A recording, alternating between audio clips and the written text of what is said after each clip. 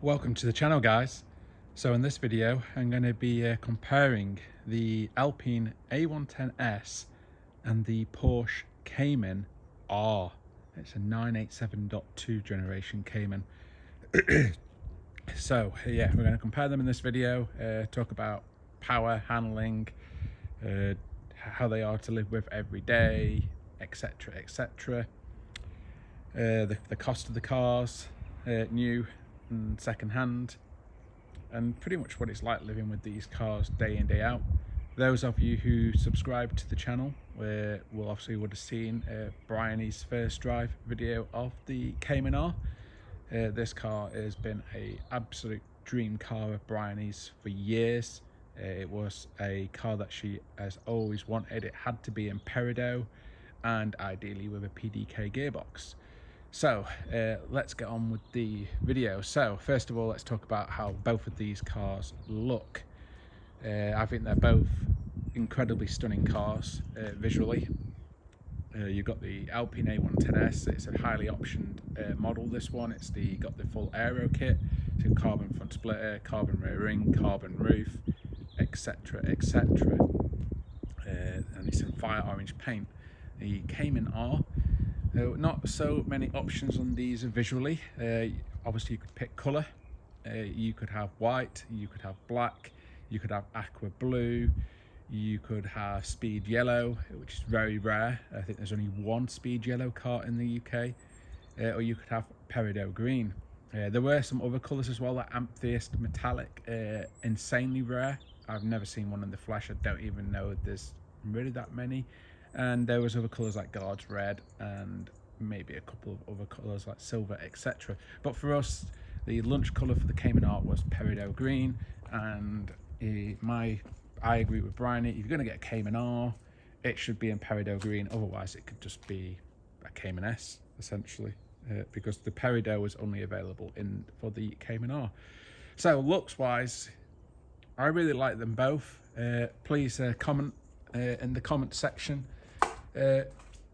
Which one do you guys like the looks of the most? I think it's a real tough one, the looks.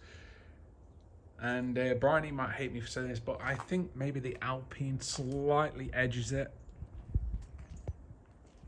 And that only slightly, but I think the Alpine has got the edge. Again, these cars are very specification sensitive. Like for me, I only wanted an Alpine in a cool colour. I mean, all the colours are nice. You know, they've got lots of blues, but I think fire orange is definitely one of the colours to have. So yeah, I think the Alpine has the slight edge on the looks department. Let's should we now get into the interiors? We'll start with the Alpine. Again, options on the interior with an Alpine is really important, because for us the micro suede pack is an absolute must option, which is all the dash in Alcantara suede. I think Alpine call it the microfiber interior package, which they will charge you £1,500 for, but it is worth every penny. It really lifts the interior, and yeah, it's a nice place to be, the Alpine. The only annoying thing about these cars, and they nearly all do it, is that the bucket seats creak and squeak, which seems to be a real pain in the bottom. It's quite hard to fix. Now, that's really the only niggle with the Alpine. I'll show you. So yeah, the interior is very livable.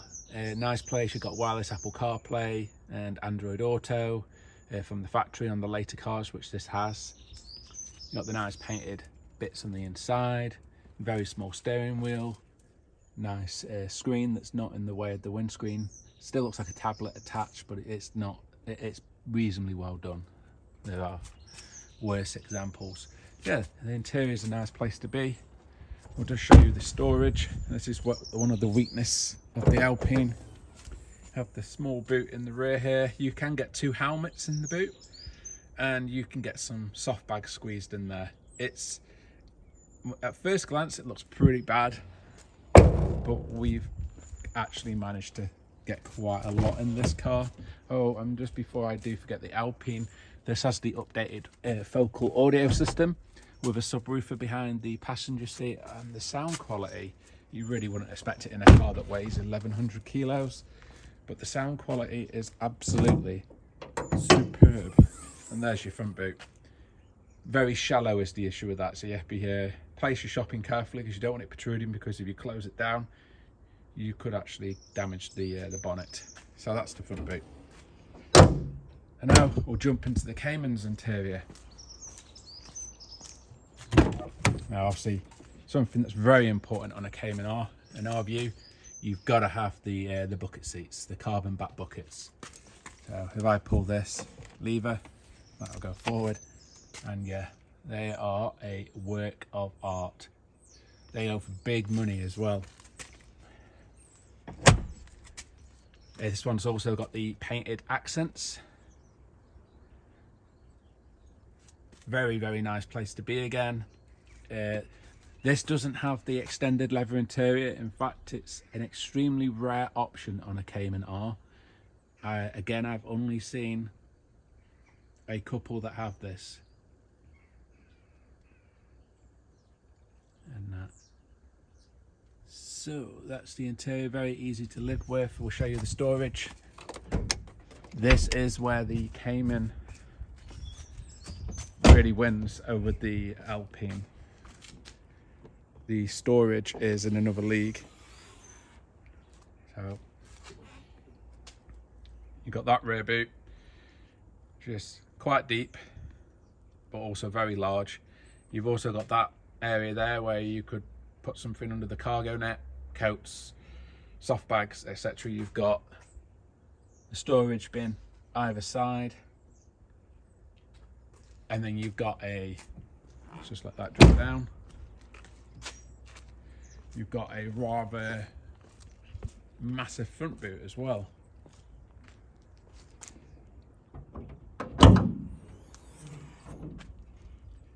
So yeah, very deep, easily get 2 carry-ons in there, and possibly some soft bags on top as well. And there's some little cubby holes there. And back there behind the red box is your towing hook and your wheel nuts and tyre things, all very nice and neatly stashed away. So interior, the Alpine, you must have the micro fibre suede pack in my opinion. The Porsche, it would be nice to have extended leather, but it's very, very rare option on a Cayman R. Even with the Alpine fully spec'd out, I'm going to give interior win to the Porsche. Everything's higher quality, the seats are nicer, they don't squeak, and when it comes to storage, and the Cayman is in a different league. You've literally got about 3 times more the storage capacity over the Alpine, which is amazing, because actually both these cars are more or less the same footprint size wise. So interior quality, livability, the Cayman wins. Exterior looks, I'm going to give to the Alpine.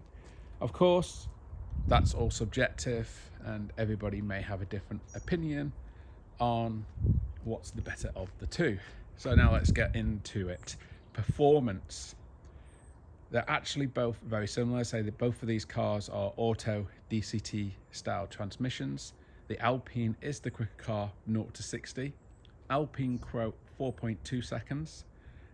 We've seen as low as 3.9 seconds. The Porsche, the Cayman R PDK, Porsche quote 0 to 62 as 4.4 seconds.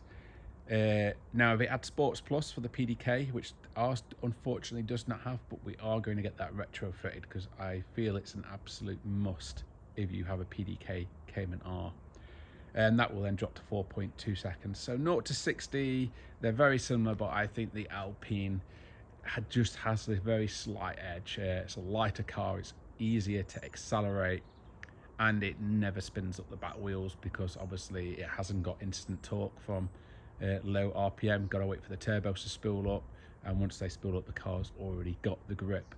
Whereas the Cayman R is a little bit trickier to launch. If you just mash it, sometimes you can light those rear tyres up, because obviously being naturally aspirated, The car has quite an instant hit of torque. You know, it's a 3.4 litre flat six engine in the middle of the Cayman, so naturally aspirated. It's got a bit more of an instant hit of power, whereas what's in the middle of the Alpine is a 1.8 turbo from a Megane RS. So yeah, the Alpine makes 300 PS, the Porsche makes 330 PS. The Porsche has more power, but they are both very similar performance-wise, because the Alpine only weighs 1,100 kilos, whereas the Porsche is about 1,300 kilos. So it's a 200 kilo heavier car, the Porsches. 0 to 100 mile an hour, again, they're both about 10 seconds. They're both very similar. So both these cars, as long as they both launch well, they're going to be very, very evenly matched across a quarter mile.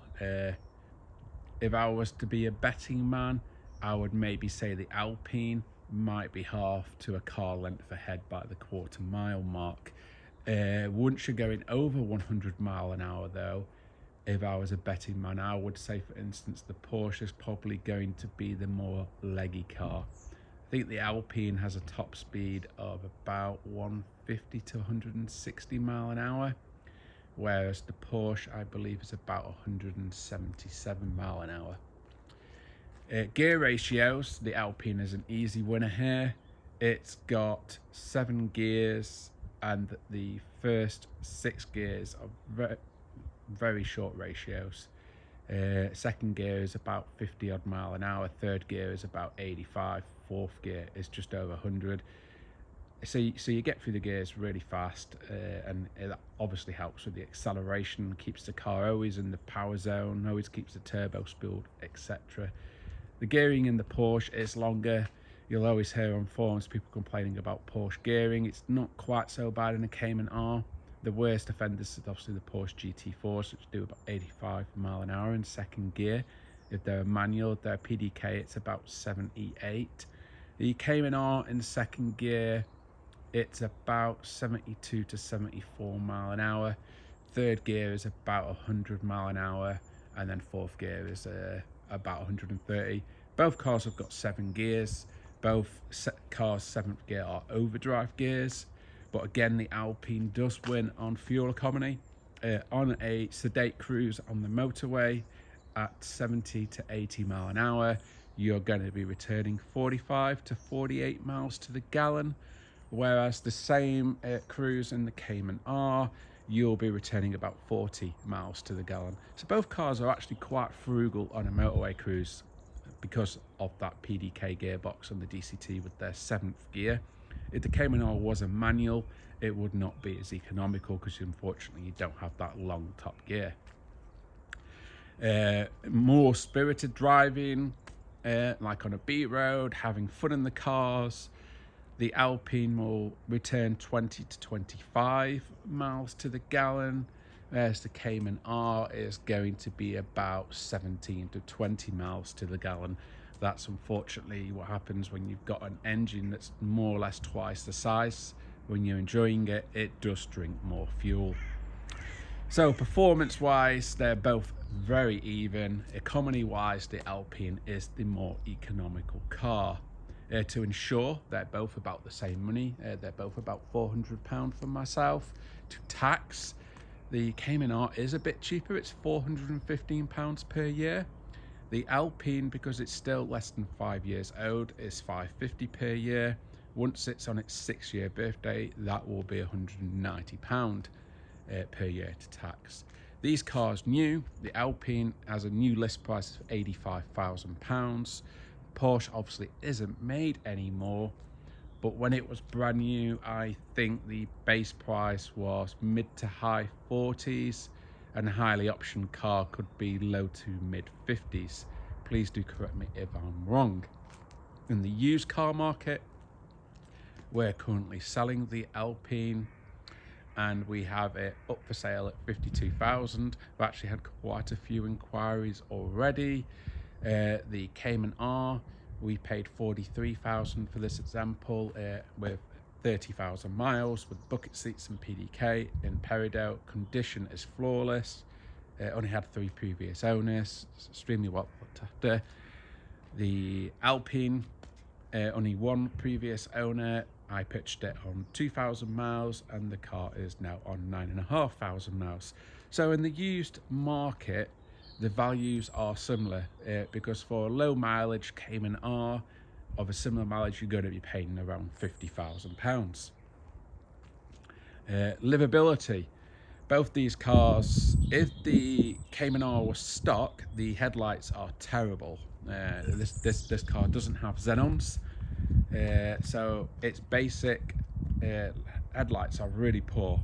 It has been upgraded with LED bulbs, which work really well in the Cayman Rs because they have rear projectors, which the LEDs work really well with, which have actually transformed the night driving.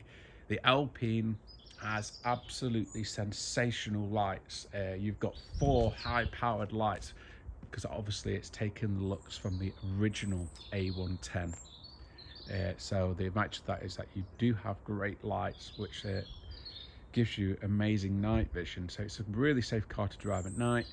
The Cayman R, if you don't have the xenons, is really bad, so really recommend the LED upgrade. If you have the xenons, they are an improvement, but no match for the Alpine for night driving. So that's the livability of the cars. To live with, the Cayman is easier to live with just because of the extra storage space, and it's just a bit of a nicer car to be in. But both of these cars can be used as daily drivers and commuters. They're both absolutely fine, and when the right road appears on your trip and there's no traffic, they are both absolutely sensational to drive. But yeah, I've talked about all the boring stuff. Now let's talk about what they're actually like to drive. So let's start with the Alpine again. This car weighs 1,100 kilos and you feel that the moment you drive it.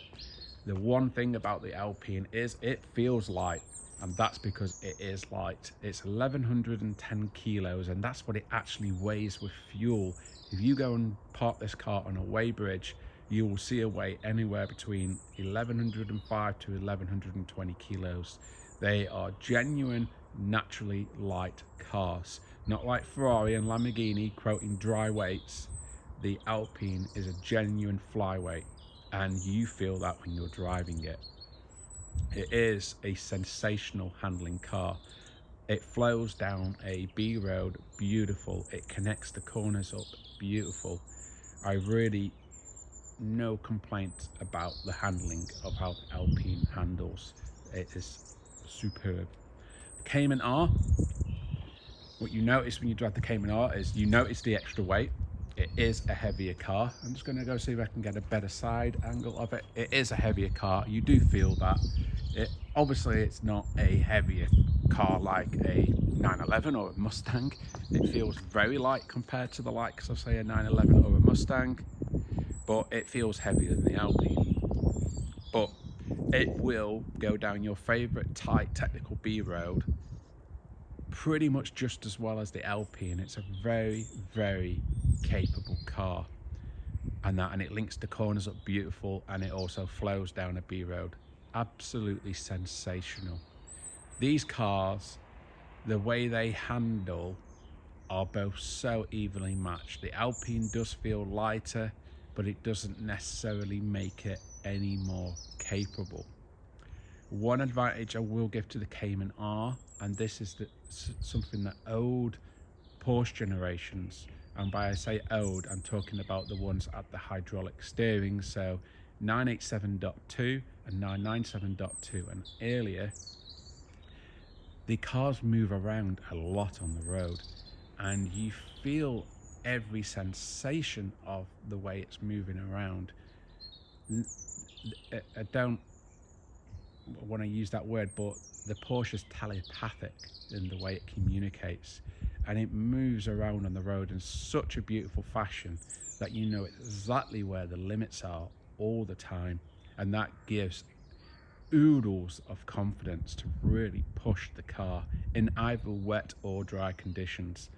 It is truly a sensational handling thing. They are both sensational handling cars, but for what I look for in a car, I'm going to award it to the Cayman. And the reason I'm going to award it to the Cayman is Where the Cayman really destroys the Alpine is steering feel.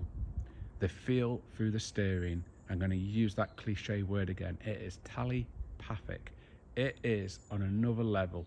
I've had a 991 GT3, which was like meeting my hero, and I was rather disappointed because the steering was pretty rubbish, if I'm honest.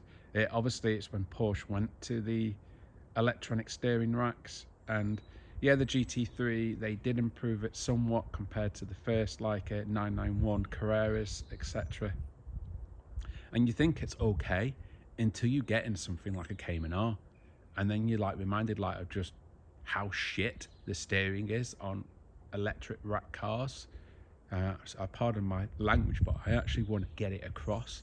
Anyone who thinks that their electric rack steering car has good steering feel, go and drive something with hydraulic steering, and ideally a good car with hydraulic steering, i.e. a Porsche or a Lotus, and you will take every word back. The only thing I am going to add into this, those of you who have watched my GR Yaris review, that car has electric steering, and the Mark 1 GR Yaris, I found the steering poor, but Toyota have worked some magic on the Mark 2 GR Yaris and have actually managed to engineer, whether it's real or not real, but it has great steering feel, the Mark II GR Yaris. But I'm digressing. The Cayman R, the steering feel is amazing. It is probably amongst some of the very best you can get. I'm going to make a separate video about this point, but something else that's really good. I mean, the Cayman R has good steering feel on any tyre. I've driven a Cayman R on Super Sports, and I've driven a Boxer Spider on Pilot Sport 4S. And that is still oodles of steering feel. But the Cayman R now has Continental Conti Sport 7 tyres, and they have just emphasised that steering feel even more over the Michelins. Yes, guys, there is a new Michelin beating road tyre. The Continental Conti Sport 7 is better than any Michelin tyre on the road in both dry and wet. But I'm digressing. Steering feel on the Cayman R is truly amazing. It's the one weakness of the Alpine. It has an electric rack. The steering is very direct, very fast, but unfortunately lacks feel. And it's a real bugbear of mine with the Alpine. I absolutely love the car, but I dislike the steering, because especially on a wet track or a wet road, you're turning in and you're kind of like making a hope and a prayer that it's just the front end's gonna grip and go around, because you're not really getting much of a sensation until you approach the limit of grip. Then you do get some feedback as it's about to let go. But I don't enjoy cars that tell me nothing until they're about to let go. The Cayman R is communicating the steering feel when you're taking it easy, and you're getting more and more the harder you push. The steering is just in another league, and because of that steering feel and the way it moves around on the road, even though they're both just as capable as each other, and the Alpine is the lighter car, when it comes to handling, I'm giving it to the Cayman R. It is a far more confident, inspiring all-weather car. The handling and the feedback on the Cayman R and the way it moves around on the road is just in a league of its own. It really is one of the very best cars out there. You're only going to find stuff like that in other older Porsches, 997, 987, and stuff like Lotus, and other cars that have had fantastic hydraulic racks. So yeah, handling I'm giving to the Cayman R, and mainly just because of that sensational steering feel. We'll have let's talk about the noises that they make. So the Alpine, it sounds pretty good. It is artificial. Every time if you're in sport mode and you go down a gear, you get that pop, pop, pop, pop, pop, which at times is quite enjoyable. At other times it can be quite annoying. So make your own mind. You can put the car in comfort mode, which then doesn't make any pops and bangs, keeps the valve shut, or just stops it from doing the ECU pops and bangs. You've got sport mode and you've got track mode. Track mode implements a bit of inertia shifting on the gearing, so you feel it change gear when you're pulling up a gear, and you can also bang the rev limiter. It will not change up when it hits the rev limiter. So the DCT gearbox in the Alpine is very good. It's actually better than the PDK in the Porsche and that. And because this Cayman R does not actually have the Sport and Sport Plus modes that the Sports Chrono would give the car, the PDK transmission as it is pretty lazy. Even if you put it in manual mode, it will still change up at the limiter. It will not bang the limiter. And when you pull the up change pedal yourself, it is totally seamless. You don't feel it change gear. Some people like this, but I don't. I want a car to feel gear. So when I'm driving the Alpine, I'm in track mode, which gives it a lot more slip, which is good fun. You can get a slight better angle of slip, and when you pull up a gear, you feel it change gear because you get the inertia shift. So the DCT gearbox in the Alpine, superb. Wouldn't change it. I never feel it's not responsive. It's very fast. It's very quick. PDK in the Porsche, as it stands without Sports Chrono, up changes. There is like about half a second delay, which you do notice in the car, because even though half a second is nothing, but when you physically pull a paddle and there's a very slight delay, you notice it no matter how short that delay is. And then of course, like I say, it won't hit the limiter and it's seamless. What the Sport Plus will do when it's retrofitted, which Porsche have quoted me with discount £1,079, but what that will give the car is a sports mode. Enabling sports mode sharpens the throttle and allows the traction control system to allow more slip, so like the Alpine in track mode. And then you have a Sports Plus mode. What that will do is slightly speed up the PDK. I don't think it will still be quite as quick as the DCT in the Alpine, but you will also get the inertia shift on the up change, so you will feel it change gear. It's quite dramatic, as I've driven one before, which I actually do like. And you will be able to bang the limiter as well if you don't pull the paddle in time, so it won't change up for you. And that's how I like the car. So it's going to be getting that upgrade done early next year. So gearbox without the Sports Chrono, the Alpine wins that easily. With the Sports Chrono, I would say they're evenly matched, but I would still give it the Alpine. At the end of the day, the Alpine is several year newer car. It's got a slightly more modern dual clutch transmission. As I say, the PDK and the Cayman R was the first version of PDK that Porsche released. So yeah, something I missed earlier that is really important in cars. We all like coffee, or we all like going to our favorite fast food chain and getting a Happy Meal or whatever, and you get a drink. Unfortunately, in the Alpine, you have nowhere to put your drink. They don't give you cup holders. You have to get your passenger to hold it or put the car in full auto and drive one-handed. I did buy an eBay special, which got me a cup holder down there. Now, Porsche, you get cup holders if you pay. So, thankfully, whoever spec this car originally paid Porsche the money, and these cup holders, we feel like there's a better look at the interiors, where you got your pull straps for your door handles, totally pointless, but a bit of an ethos for the weight reduction that was going on in the car. But what you've got here is cup holders. You see, you got your cup holder symbol, you press this, and then you press that. You've got one there, and you've got one there, and then you can make them bigger and smaller. So, perfect. You got somewhere to put your drinks. They should still have to pass you to hold them if you want to drive your Porsche how most Porsche drivers drive, which is attacking every corner. This Cayman R has air conditioning and an updated head unit with Apple CarPlay, which is really nice to have. But yeah, both cars are a nice place to be, but I think people would agree that the Porsche is the nice place, and they add extended leather even more so. How these cars sound, the Porsche, obviously the Alpine sounds okay, but you've got a naturally aspirated 3.4 litre engine right behind your head in the Porsche. And something else you'll notice, the engine is there under that cargo net, and there is no rear screen inside the car or divider. The engine is in the cabin with you. The induction noise that the Cayman R gives inside the cabin is absolutely amazing. It makes a beautiful, beautiful soundtrack. It also sounds great from the exhaust. It's not overly loud. You're not going to upset anybody with this car. It's pretty quiet. It doesn't have the sports exhaust, just got the basic regular non-valved one. So it's pretty quiet, but with a real nice tone. Sports exhaust will give you an exhaust button in the car which allows you to open and close it, so quiet and loud.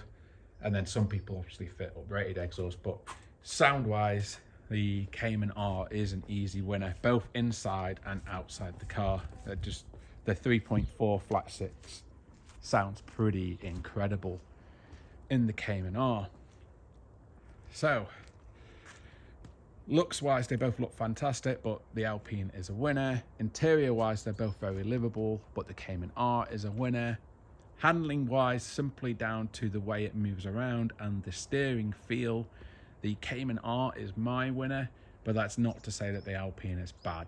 Well, I'm literally splitting hairs here. The Alpine, both of these cars are probably the best handling cars that you can buy today to enjoy on the public road. They are both sensational. They're both lightweights and they're both incredible. But I give it to the Porsche just because it has a lot more feel and you can feel the whole car moving around underneath you a lot more, which I like. Because the thing is with the Porsche is that the limits are very approachable, but it doesn't just grip and let go and then is hard to catch. It grips and it starts to build to slip, and then you can enjoy that slip area quite a lot. And you can, if you turn the traction control off in the Porsche, you can drift it for days. It's a very, very driftable and a very approachable car. The Alpine is like that, but you've obviously got less feel, so I feel you need to be a better driver to be able to exploit it because of the lack of the feel. It could catch out some, not as we say, professional drivers. Gearbox, the Alpine wins, just because you don't need to get any upgrades for it. It's just great out the box and it's very fast, very responsive, and you've got the different modes from the factory: comfort, sport and track, which are perfectly suited for. They all work very well. The gearbox is also very good on automatic mode as well. It's very well judged. You could leave it in comfort, it changes up gear nice and quick, thinks about economy, but it's never like labouring the engine. It's still well thought out. Sport mode, it holds onto the gears a bit longer, it's a bit more aggressive, and then track mode, you control the gears because track mode is only manual. The Cayman R, the actual PDK in auto is actually okay. It's not trying to like drive everywhere in 7th gear. It does change up pretty soon, but thankfully the engine's got the torque low down to power that. Performance wise, they are both very similar, but the Alpine slightly edges it. So yeah, so Bryony's got her dream car. I certainly do not mind, because I had a Boxster Spider 987.2, so the exact same car essentially, but without the roof. It was black, so I never fell in love with it because I didn't really like the colour. But to drive it, again, it was sensational. The Spider does weigh a bit less than the Cayman R. I think it's about 30 to 40 kilos less because you don't have a roof. You literally have a tent as a roof in a Boxster Spider. So technically, it drives a little bit better on a B road with the roof off and when the weather permits. But at all other times with the roof up in the Boxster Spider, the other annoying thing, I just found it annoying because you can't go beyond about 110 mile an hour or 100 mile an hour with the roof on. Starts to flap, gets very loud and noisy inside, and it's just not a pleasant car with the roof up. With the roof down and the great weather, the Boxster Spider is probably one of the best drives you can get in a road car that you can use as a daily driver, as long as you can live with the roof. But we've got a Cayman R now, which doesn't have the roof issue, and pretty much drives 99.9% as good as a Boxster Spider, because most drivers won't even notice the extra weight. And you see, the only thing that really signifies it's a Cayman R, obviously the colour. You couldn't get a Cayman S in this colour, but that one single badge on the boot lid there. So I think I've taken you through everything. I've taken you through what these cars are like to drive. I've shown you the interiors, the storage space. We've talked about the engines and the sounds that they make. We've talked about the performance. Running cost are, let's say, very, very similar for both cars. because the Porsche servicing is every 2 years, and looking at the service history, a minor service at a specialist is going to be about £350, and a major service with the spark plugs is going to be about £650, and I think that goes at every other 2 years. So per year, you're looking at an average cost servicing of basically less than 300 quid. The Alpine's every year, and Alpine do charge a little bit extra because it's Alpine. So expect to pay probably about 500-ish. Hopefully some specialists will eventually come along and reduce those costs. Reliability-wise, the Alpine's been perfect.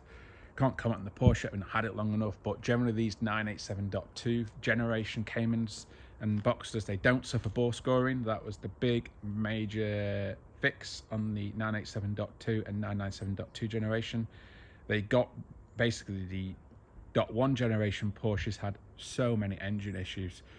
All of them will eventually suffer bore scoring on the larger capacity engines like the 3.4, the 3.6 and the 3.8 litre in the Gen 1 Porsches. And they could also have IMS intermediate bearing fails on the IMS shaft.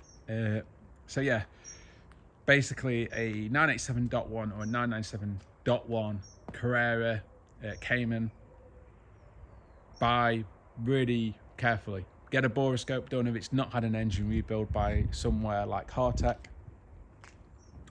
or buy very cheap, because they will all eventually have an engine issue. It's not if, it's just a matter of time, unfortunately. Now, some of them may do well over 100,000 miles before they have an issue. But when it happens, if you want to keep the car, an engine rebuild by a reputable firm like Hartech is about 10 to 15,000 pounds. So yeah, it's a lot of money. These Gen 2 cars do not suffer bore scoring and don't have IMS issues. There are people on forums with stuff like Cayman Rs and Cayman S's that are Gen 2s that have put 200,000 miles on them, relatively trouble-free. The Alpines also seem trouble-free. There's one thing I've actually missed in this review that's actually really important: brakes. I didn't touch on brakes. The Alpine's brakes are good, but not good for track, for out of the box. The factory discs are soft and inadequate, and the factory brake pads will fade. So what I first of all did with this car was to put XP8 Carbotech pads in, which stopped the fading issues, but I was getting a lot of grumbling and pad deposit issues, and speaking to other owners, it's because the factory discs are quite soft. So yeah, from the factory the brakes are not very good. This car now has AP Racing 330mm front two-piece floating disc, a very expensive upgrade, but they have made the brakes absolutely sensational on the Alpine. Great pedal feel and all the power you could ever need. And again, the Alpine, as I have it on both Michelin Cup 2 tyres and Michelin PS4 tyres. But any Alpine owner, if you're looking for a PS4 replacement, I highly recommend the Continental Conti Sport 7 tyre. If it's anything like it's done on the Cayman, it may actually help improve the steering feel a little bit and be more grippy in both wet and dry conditions. The brakes on the Cayman R, if you didn't pay for the ceramic option, the steel brakes are still very good. They are better than the factory brakes that come on the Alpine. These steel brakes are probably now on par with the upgraded brakes on the Alpine. No complaints about the brakes. On track use, the cooling isn't adequate, so this car does have GT3 brake cooling ducts, it does have uprated pads, and it does have a GT3 master cylinder, which just makes the pedal that bit more quicker and firmer, which is a nice upgrade. But the brakes are extremely good from the factory, and yeah, even if you've got the steels, you see they're quite large, and you've also got nice caliper in the back with a smaller disc. The braking performance of the Cayman, any Cayman, but Cayman R, even on the regular steel factory option, is better than the Alpine. You upgrade the Alpine brakes, they're both sensationally good.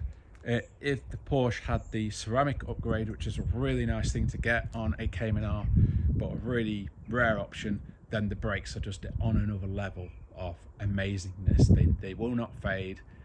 You will struggle to wear them out, and the performance is amazing. And of course, they save weight. I mean, a Cayman R in the ultimate lightweight spec would be no air conditioning, no radio, bucket seats, spider wheels, which this one has, and ceramic brakes. And then I think they get down to their quoted weight of about 1,300. I think the lightest they can be is 1,330 kilos with fuel. So obviously without ceramics, this one's got buckets, but we didn't have the buckets, and you put the aircon back in. Obviously the other lightweighting what Porsche did is that they have the GT3 doors, which are all aluminium, just their other weight saving option. You see this car, I mean, even inside the wheels are spotless. They're going to be a mission to keep clean, as the inside of the wheels are like a white grey primer colour. So yeah, the brakes are slightly better out the box on the Porsche. They're a lot better if you've got ceramics. The Alpine can be made very good if you upgrade them. Not to say that the factory Alpine brakes are bad, they're just not really great for tracks. They're a bit soft, so that's why I did those upgrades. So that's really my comparison of the two cars. They're both very easy to drive, they're both very easy to live with, they're both absolutely amazing steers on the road, they're both very capable on a racetrack. Not much to separate them really, and even in the used market they're both similar money. And I'd say the Alpine is a bit more if you want one in like the spec that mine is, but they're very, very similar. But they're both very similar cars as well. So also we're not going to keep both, because we have no need for two mid-engine, two-seater sports cars that both pretty much cost the same money to run. So it's obviously what Bryony's favourite is. Check the number plate out. My favourite is also the Cayman R. I love the Alpine, but it needs more steering feel. It needs a lot more steering feel. And obviously I've got the alignment on there. I've done everything that I can to improve the steering feel. And that it's a bit better on Cup 2s, but it's still not even remotely close to the feedback and the steering you're getting from the Cayman R. But that's just the advantage of a hydraulic rack, guys. This is the problem with modern cars. You know, they've lost hydraulic racks, which gave more feel, and now even more modern stuff is just going with all these batteries and stuff, and they're just losing the enjoyment. But I could make a video talking about modern cars and how most of them suck nowadays. So yeah, that's my comparative review of the Alpine A110S and the Porsche Cayman R. I'm going to give the win to the Cayman R, but both of these cars are absolutely sensational, and you should be very happy if you've got one of these on your driveway. As always, thank you for watching. If you've enjoyed this video, please do like and subscribe to the channel. It really helps me out. Again, I've waffled, but I've tried not to repeat too much this time. It's pretty hard to compare two cars in detail, especially when you're telling people how they are to live with. Say, we've owned the Alpine for nearly a year. We've had the Cayman R for over a month now, and I've obviously have extensive experience around my Boxer Spider and other Cayman Rs that I've driven. So yeah, it's hard to really make a video short when you're trying to compare these videos, what they like to live with, what they like to drive, what the running costs are, etc. That's what I'm trying to do in these videos. It's not a 30-minute black down a road somewhere that I borrowed somebody's car, and telling you what the cars are actually like to live with on a daily basis and how much they cost to own and run. So yeah, that's my video. Please do like and subscribe. As always, thank you for watching, guys.